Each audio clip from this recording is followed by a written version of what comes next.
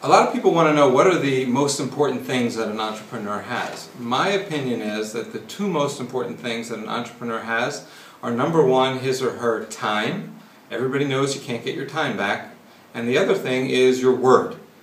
And it's very difficult to get your word back. Once you've given your word to someone and then you haven't kept it, it's pretty difficult to get it back.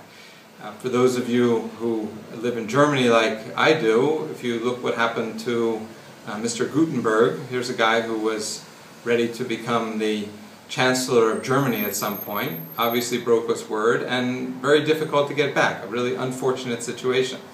And when it comes to time, nobody questions whether or not you can get your time back.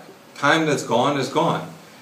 However, I notice that a lot of people have this idea that time is serial. You know, like, first I'm going to have a great idea, then I'm going to have enough money to do it, then I'm going to find the right people, then when I find the right people I'm going to start the company, and then I'm going to da-da-da-da-da-da-da, and so forth. My opinion is that's not really the way it works. The way it works is that time is parallel.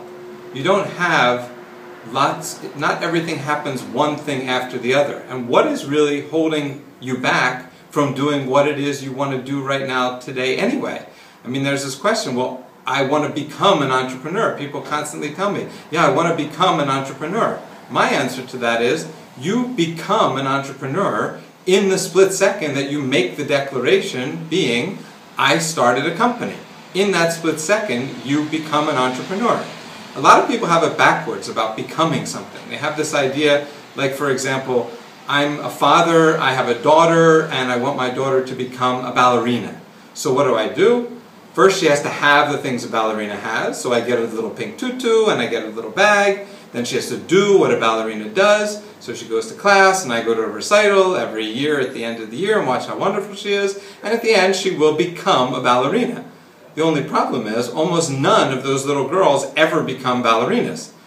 And my point is that in acts of becoming, in acts of creating, it works exactly the other way around. You give your word that you are starting a company, and in the split second of the declaration, you become immediately an entrepreneur. And because you are an entrepreneur, then by definition, everything that you do is what an entrepreneur does.